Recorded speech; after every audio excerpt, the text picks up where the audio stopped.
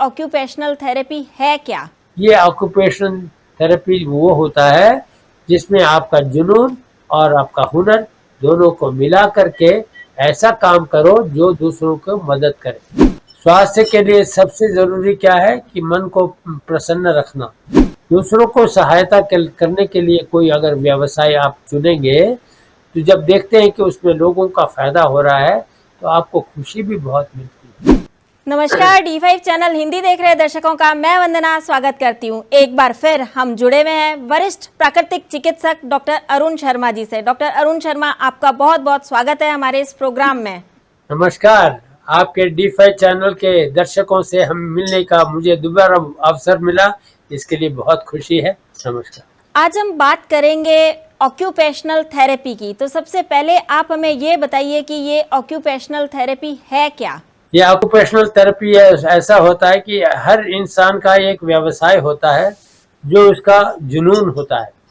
अगर जुनून ना हो, सिर्फ कमाई करने के लिए कोई व्यवसाय करते हो तो उसमें कई किस्म के तनाव में आ जाते हैं इंसान। तो इस वक्त पैसा कमाना है, बाकियों से हमने कंपटीशन में करना है, ऐसे विचार हमारे दिमाग में आता है और हमारा स्वास्थ्य को खराब कर देता है। स्वास्थ्य के लिए सबसे जरूरी क्या है कि मन को प्रसन्न रखना। स्वास्थ्य के निशानी में भी यही है कि मन प्रसन्नचित मन ना हो तो स्वास्थ्य खराब हो जाता है। इसलिए व्यवसाय के अंदर एक अंश जोड़ना पड़ेगा हमें कि जिससे कि लोगों का इससे सहायता मिलता हो, मदद मिलता हो। ऐसा अंश एक जोड़ देने से व्यावसायिक चिकित्सा परिपूर्ण हो जाता है। यही प्राकृतिक चिकित्सा का दृष्टिकोण है। व्यावसायिक चिकित्सा के समय किन बातों का खास तौर पर ध्यान रखना चाहिए? एक अपना ही जीवन का जो अनुभव है वो बताता। मेरे पिताजी और दादाजी पूज्य श्री लक्ष्मण शर्मा जी, जो कि प्राकृतिक चिकित्सा के पितामह कहलाते थे, उनके जीवन में और मेरे पिताजी जो उनके अनुयायी हुए, उनका ही शिक्षा पा करके लोगों का इलाज करते रहे। ये भी प्राकृतिक चिकित्सक थे, लेकिन पैसे के पीछे नहीं था उनका काम। एक अच्छा खासा आदमी आया था कि जो कि बिजनेसमैन था, उसने मेरे पिताजी से इलाज लिया और लाखों रुपया उसने मेडिकल सिस्टम में खर्चा किया, फिर भी उसका हार्ट डिसीज ठीक नहीं हुआ। जब मेरे पिताजी के पास आकर रोज उनका दिमाग खाता था, ये काजू खा लूँ, मैं खजूर खा लूँ, चाय थोड़ा सा पी लूँ, ऐसे रोज रोज कुछ पूछते रहता था। 1-1.5 घंटा बैठने के बाद वो चले जाता था। ऐसे इलाज करते करते जब ठीक हो गया, उसका हार्ट 85% ब्लॉक था। वो ठीक होने के बाद जब आया घर में, परिवार के साथ आया, डॉक्टर शर्मा तो पैसा नहीं लेते हैं, लोग की सेवा करते हैं, ऐसे पहले से प्रशंसा करके एक टोकरी में फल रखा, उसमें एक लिफाफा रख के चला गया। जब वो लोग चले गए तो मेरे माताजी ने उस लिफाफों को खोल के देखा, उसमें 25 रुपया रखे थे। 1.5 महीना इलाज करने के कंसल्टेशन करने के बाद इतना बड़ा रकम रखा हुआ है। क्या उनका उदार दिल है, ऐसे देख देख करके हैरान हो रहे थे हम कि लाखों रुपया अस्पताल में खर्चा कर लिया, फिर भी उसमें फायदा नहीं हुआ। और यहाँ इतना दिन इनका एडवाइस ले करके वो ठीक हुए, और बिल्कुल ठीक होने के बाद उनका जो रवैया ये था कि पिताजी ने कुछ फीस नहीं मांगा, इसलिए वो अपनी तरफ से 25 रुपया दान में देंगे और फल का टोकरी भी देंगे। इस रवैया को देख करके मुझे बहुत गुस्सा आया। पिताजी को तो कुछ गुस्सा नहीं आया, जैसे उनकी इच्छा ऐसे करके छोड़ दिया। और मैंने जो 6 साल पढ़ाई की प्राकृतिक चिकित्सा उसमें पद्धति में, 6 साल पढ़ाई करते हो तो बहुत अच्छा लगा। चिकित्सा पद्धति बहुत अच्छा है, इनके विचार अच्छे हैं और इनका जो दृष्टिकोण ये बहुत महत्वपूर्ण है। ये सब हमने देखा और हम खुश थे कि हमने ये सीखा। लेकिन जब व्यवसाय के तरीके से इसको अगर अपनाना हो और ये ऐसे लोग आते हैं, रोज दिमाग खराब करते हैं और थोड़ा सा पैसा भेंट में देते हैं, तो मुझे पसंद नहीं आया। तो मैंने कहा कि मैं तो प्राकृतिक चिकित्सा को ऐसे में अपना व्यवसाय नहीं बनाऊंगा। तो ये डॉक्टर तो वो होते हैं जो कि सूट पहनते हैं और स्टेथोस्कोप यहाँ लगाते हैं और कार में जाते हैं, बड़े बड़े बंगलो होते हैं, उनके पास बहुत लोग आते हैं इलाज पूछने के लिए, खूब पैसा कमाते हैं, वो डॉक्टर होता है। ये क्या है करके मैंने कहा मैं तो पैसे कमाऊंगा, ऐसे मेरा ऑक्यूपेशन होना चाहिए, व्यवसाय ऐसे होना चाहिए जिससे खूब पैसे मिले। तो मैं चला गया खेती करने के लिए। खेती में भी फल मैं देखता हूँ कि बहुत कीमती फल मिलते हैं और ऐसे फलों को उगाऊंगा और खूब पैसे कमाऊंगा। और मेरे को उकसाने के लिए और एक गुजराती दोस्त भी मिल गए जिन्होंने नए नए तरीके बताए, जिस तरीके से 1 एकड़ में लोग 600 केला के पेड़ लगाते थे। इन्होंने मुझे ऐसे तरीका सिखाया जिससे 1 ही एकड़ में 1200 पेड़ भी लगा सकते हैं और सारा अच्छी तरह से उग सकता है। तो उन्होंने जो तरीका बताया उसके अनुसार मैंने खेती किया। तो 3 साल से बारिश नहीं हुई। उस खेत में, जो खेत को लीज में लिया था, उस खेत के ओनर ने कहा अब 3 साल से नहीं हुई तो चौथे साल तो जरूर होगा बारिश। और कुएं में जो पानी जो है वो काफ़ी है, इसमें पंप सेट भी है, खूब गहरा पानी भी है, ऐसा दिखाया उन्होंने। तो हमने ले लिया, पौधे भी ले लिए, प्लांटिंग भी कर लिया। 2.5 एकड़ में हमने लगा दिया 1200 और 1200, 2400 और 600, 3000 पौधे लगा दिए। और एक पौधे के पीछे अगर 10 रुपया भी लगाओ तो 30,000 मिल सकता था खेती में। तो 10 रुपये क्या, उसमें तो बहुत मिल सकता था। एक पेड़ में 150 फल होने का चांसेस है। और केले के अंदर तो ये है स्वभाव कि उसका पत्ता भी उपयोगी है, उसका डंठल भी उपयोगी है, उसका फूल भी काम आता है। ऐसे कई किस्म का उन्होंने लाभ बताया। तो हमने केले का उपज किया। तो हमारी किस्मत में ये था कि चौथा साल भी बारिश हुई नहीं। हम इंतजार करते रहे, कुआं का पानी कम होता गया। तो हमारे जो खेती में सिर्फ 1000 नहीं, सिर्फ 100 पेड़ के लिए पानी बचा गया। टेक्निकल सक्सेस ये था कि हर एक पेड़ का जो उपज बहुत अच्छा हुआ और उसके अंदर केले के फल भी बहुत अच्छे हुए। ऑक्यूपेशनल सेटिस्फैक्शन तो मिला लेकिन पैसा नहीं मिला। जिस पर्पस से, जिस मकसद से उस व्यवसाय में आया था, वो मकसद था पैसे कमाने का, कि उसने दिखाया कि इसमें बहुत सारे पैसे मिल सकते हैं। तो उस पर्पस से आया था, वो पर्पस सर्व नहीं हुआ। तो मैं इस 100 पेड़ का उपज से क्या कमाता। फिर वो व्यवसाय छोड़ करके ईंटों की भट्टी लगाई मैंने। ईंटों की भट्टी लगाया तो उसमें भी नया आइडिया लगाया, क्योंकि ये व्यवसाय के बारे में बता रहा हूँ, ये प्राकृतिक चिकित्सा है। ये क्या है प्राकृतिक चिकित्सा? मन को खुश करने वाला हो कोई काम तो वो व्यवसाय आपका स्वास्थ्य को भी अच्छा रख सकता है। मैंने यही सोच के ये व्यवसाय में आया कि खूब पैसे कमाऊंगा तो खुश रहूंगा, खुशी मिलेगी तो स्वस्थ रहूंगा। तो ये लाइन ऑफ थॉट्स था, सोच विचार हम इस लाइन से सोच रहे थे। तो क्या हुआ वहाँ पर, तो ईंटों की भट्टी में जो आमतौर के लोग ईंटें बनाते हैं वैसे नहीं बनाया मैंने। इसको कुछ नया नमूना बनाना चाहिए, जो वो बाकी लोगों का जो ईंटें बनते हैं तो हाथ से छूट जाए तो नीचे गिर के टूट जाते हैं। तो मैंने ऐसे काम किया कि करीब करीब हमारे जो भट्टी था उसके पास एक राइस मिल था। उस राइस मिल से हमने भूसा लिया, उसका जो पैडी हस्क होता है वो लोग देते थे। एक लॉरी भर के ले जाओगे 30 रुपया वो लोग देते थे। हमने एक बड़े बैग में नमूना के लिए भूसा भर के लाए और उसको मिट्टी के साथ मिला करके उसके अंदर ईंट बनाया। ईंट तो बन गए और जब देखा उसके ईंटों के अंदर बहुत सारे सुराख थे। ये डिटेल से मैं क्यों बता रहा हूँ कि ये एक्सपेरिमेंट था। एक्सपेरिमेंट में देखा अरे ये तो ईंट तो बिल्कुल बेकार बन गया, ये तो सुराख होते हैं, ईंटों में तो होते नहीं है सुराख। ऐसे करके निराश तो हो रहा था, लेकिन उसको जब बजा के देखा उसमें आवाज़ आ रहा, टंग टंग, और मेटालिक साउंड आया। तो मैंने कहा ये तो ईंट तो बहुत बढ़िया है। उछल के ऊपर फेंका, नीचे गिरा तो टूटा नहीं। तो क्या मिलता है, खुशी की क्वालिटी अच्छा बन गया। मैंने जो खेती में कर रहा था वो उसमें तो नहीं हुआ, अब बारिश नहीं हो रहा है, चलो ईंटें बना के पैसे बनाते हैं। पैसे बनाने के मकसद में मैंने देखा क्वालिटी अच्छा बन गया और उसका वजन बहुत हल्का था, मजबूत और हल्का, और सक्सेसफुल बिजनेस हो गया। खुशी तो खूब मिली, लेकिन ये खुशी काफी दिन तक नहीं रखा। एक हफ्ते के अंदर हमने 5 वर्कर से 55 वर्कर बढ़ा लिए कि ये तो धंधा अच्छा होने वाला है।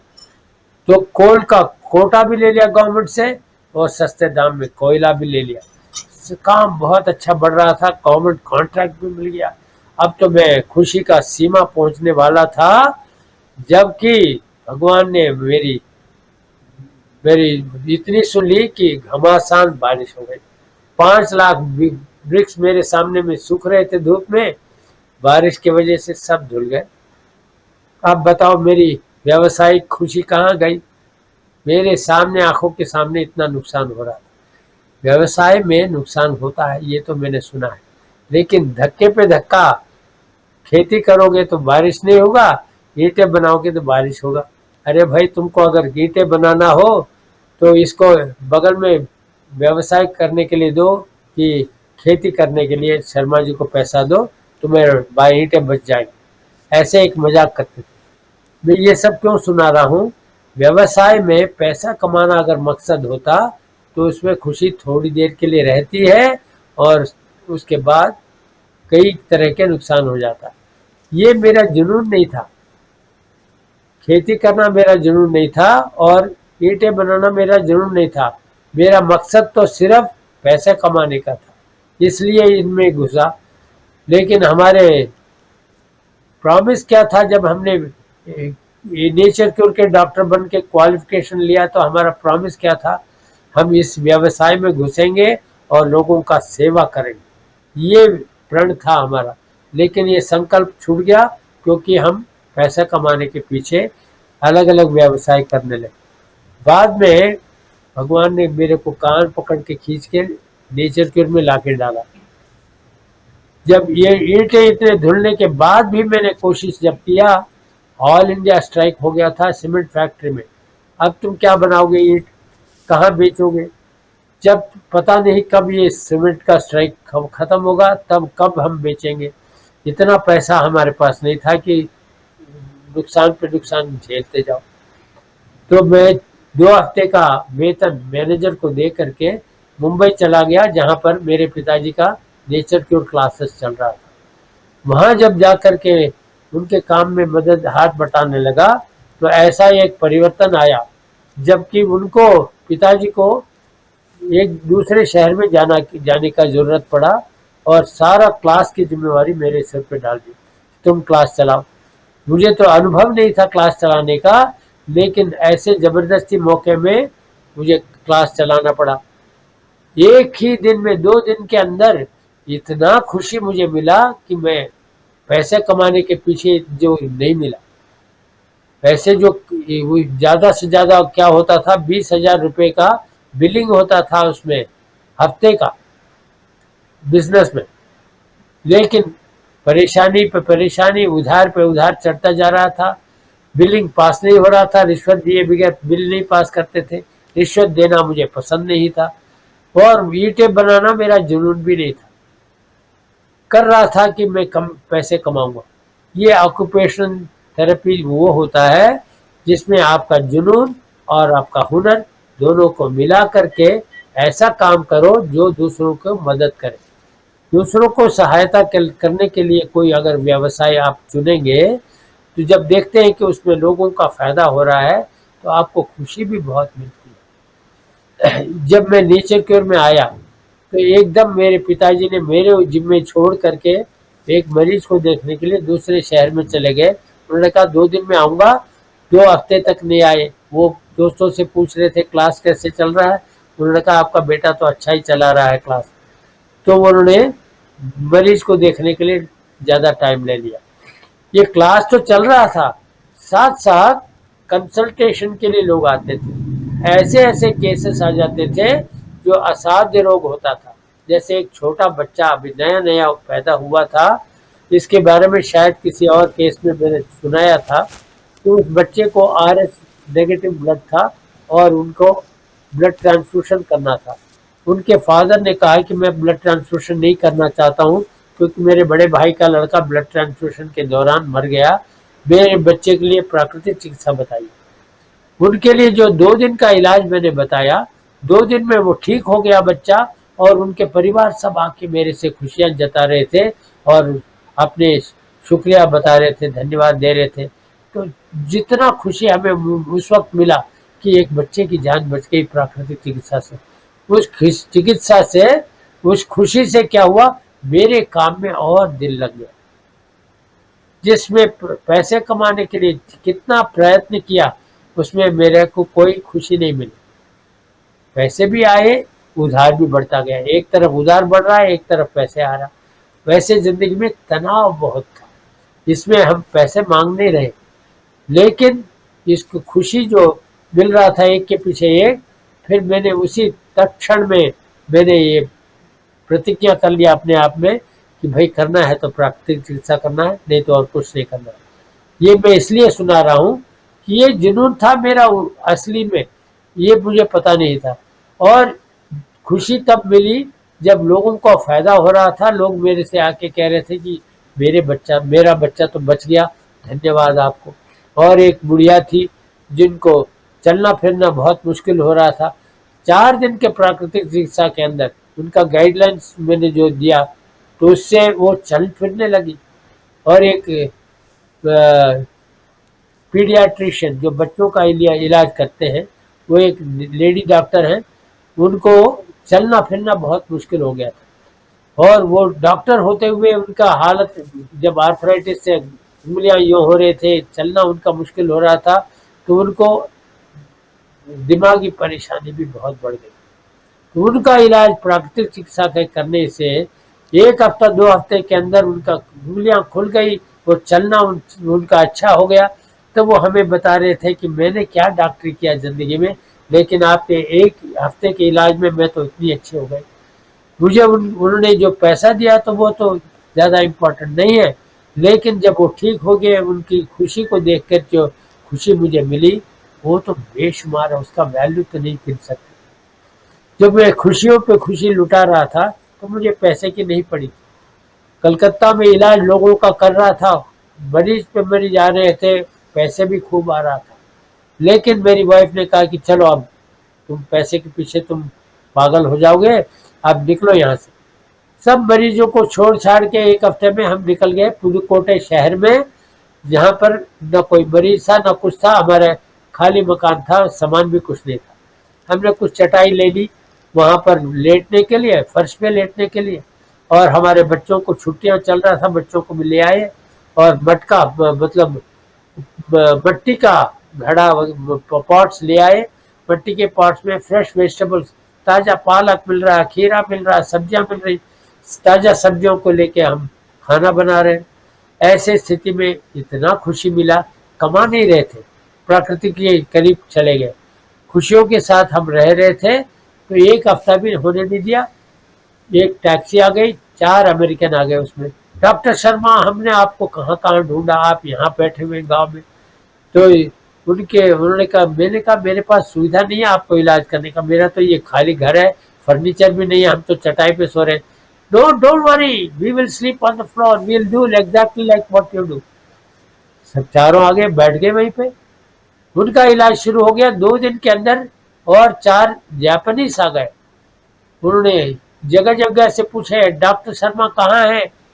व्यवसाय का खुशी अगर मिल जाता है तो उसमें परफेक्शन आ जाता है। काम की परफेक्शन तब आता है जब खुशी के साथ आप करेंगे। खुशी के साथ जब आप काम करेंगे, वो व्यवसाय का जो है फल लोगों को मिलेगा, क्योंकि पूर्ण तरीके से आप करेंगे, दिल लगा कर करेंगे। जब दिल लगा के काम करते हैं तो लोगों को अपने आप ही फायदा मिलता है। जब उनका फायदा देखते हो और खुशी बढ़ती है, काम का परफेक्शन भी बढ़ता है। योग कर्मसु कौशलम, योगा किसको कहते हैं?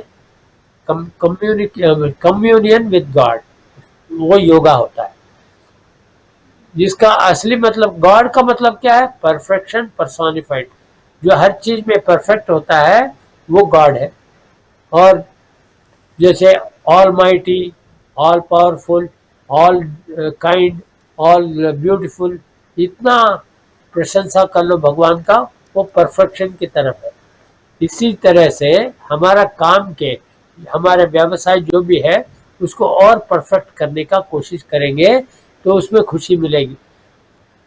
एक महिला थी जिनका जिनके हस्बैंड को आर्मी में, मतलब वार में मर गए। उनको हर्जाना मिला।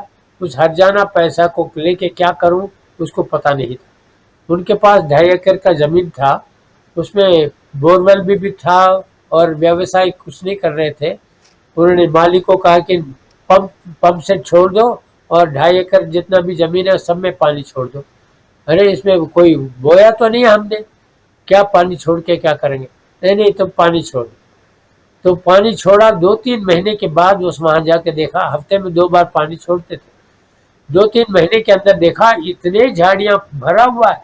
2.5 एकड़ में कई किस्म के पौधे हो रहे हैं। उनको ये पता नहीं कि इसमें क्या क्या पौधे हैं। उन्होंने एक बॉटनी डिपार्टमेंट में, यूनिवर्सिटी में जाके बॉटनी के बच्चों को बुलाए जो बॉटनी पढ़ रहे थे। उनको कहा कि भाई अपना जमीन बांट लो, ये क्यों, इसमें पता लगाओ, लिस्ट लिखो क्या क्या प्लांट्स है इसमें। उन्होंने बॉटनी के कई नाम होते हैं, उन्होंने पहचाना और उनका नाम लिखा। उसमें उन्होंने देखा 6 बच्चों का जो स्टेट स्टूडेंट्स का जो रिपोर्ट है उसमें देखा 185 different kinds of plants were growing there. किसने बोया? किसी ने नहीं बोया। अपने आप सीड्स जो है बर्ड्स डालते रहते हैं हर जगह में, ऐसे सीड्स पूरे जमीन में फैला हुआ है। और उसमें सिर्फ पानी देने से, कुछ खेती नहीं किया उसने, सिर्फ पानी देने से कई किस्म के पौधे उग गए वहां तक। तो उन्होंने और बच्चों को पूछा कि ये पौधों का नाम जो बता रहे हो ये किस इंडस्ट्री में यूज होता है, कोई है क्या ऐसा कि जो इंडस्ट्री में भी यूज होता है? उन्होंने रिसर्च किया और बताया कि इसमें से 40 किस्म के ऐसे पौधे हैं जो कि अलग अलग ड्रग इंडस्ट्रीज में यूज होता है और फार्मास्यूटिकल्स में यूज होता है, ब्यूटिशियंस लोग यूज करते हैं, और ऐसे ऐसे कई चीजें उन्होंने बताया। उन्होंने कहा बहुत अच्छा। तो उन कंपनियों को लिखा कि मैं ऐसे ऐसे पौधों का प्रोड्यूस आपको दे सकती हूँ, तो आप चाहो तो मैं इसको बढ़ा सकती हूँ। उसको 2 कंपनी, फार्मास्यूटिकल कंपनी से 2 लाख रुपए का चेक पहले एडवांस में उन्होंने भेजा कि इस किस्म के पौधे को उपज आप करो और हम एडवांस आपको दे रहे हैं, और आपको हमें 20 टन हमें हर साल का प्रोड्यूस दे देना। इन्होंने कहा 20 टन तो नहीं, मेरे पास तो 2 टन के लिए मटीरियल जमीन है।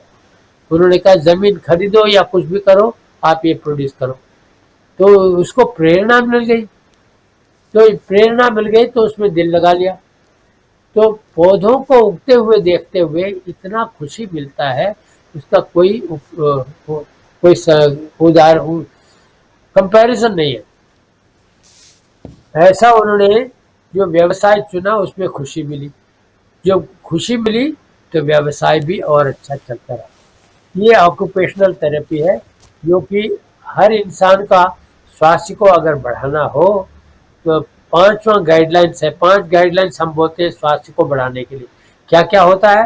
एम्पल एक्सरसाइज, खूब व्यायाम करो और एक्सरसाइज करो ताकि फिटनेस ऑफ द बॉडी अच्छी बने रहे। एडिक्वेट रेस्ट, जिसका मतलब जितना ज़रूरत है उतना आराम भी करो। तीसरा क्या बोलते हैं? पॉजिटिव फूड, पथ्य आहार खाइए ताकि आपका स्वास्थ्य अच्छा रहे। पथ्य आहार क्या होता है उसका अलग एक सेमिनार हमने दिया हुआ है पहले, और भी इसके अंग बहुत हैं और बाद में देंगे। पथ्य आहार मतलब ये है कि जो अच्छी तरह से पच जाए, जिसके अंदर ऐसे पदार्थ हो जो शरीर के लिए ज़रूरत है, और उसके अंदर वेस्ट ऐसे ज़्यादा ना हो कि शरीर में मल ज़्यादा बने, वो पथ्य आहार होता है। और चौथा क्या है? Positive thinking. पॉजिटिव थिंक का मतलब सद्बुद्धि, अच्छी तरह से सोचना, पॉजिटिव थिंकिंग और सद्विचार। और 5वां, last but not the least, choose an occupation which will combine your skill and passion in a manner to help others. ऐसे व्यवसाय चुनिए जिसका आपका जुनून और आपका हुनर दोनों मेल खाता हो और उसके अंदर ऐसे व्यवसाय हो जो दूसरों के लिए उपयोगी हो, दूसरों को मदद करता हो। तो ऐसा व्यवसाय मेरे चुनने की वजह से मुझे खुशी ही खुशी मिल रहा है और आपके चैनल में बांटने का मौका मिल रहा है, तो इससे और भी खुशी मिल रही है। कितने लोगों ने मुझे बताया कि D5 चैनल में हमने देखा, ये बात तो बहुत अच्छी लगी, तो वो हमारे क्लासेस में भी जुड़े और ज़्यादा प्राकृतिक चिकित्सा भी सीखने लगे। मुझे ज्ञात है कि लोगों को आपने पहले से ही बता दिया कि जो सवाल है उसको आप पोस्ट करिए और उसको पोस्ट करने से उसको जवाब देने का मौका मिलता है, उससे एक और प्रोग्राम भी बन सकता है। और आप लोगों को पता है कि मेरा ईमेल है mahayoga99@gmail.com, यहाँ भी आप प्रश्न लिख करके भेज सकते हैं। और समय समय पर हम लोग ये हेल्थ कैंप, स्वास्थ्य के शिविर लगाते हैं।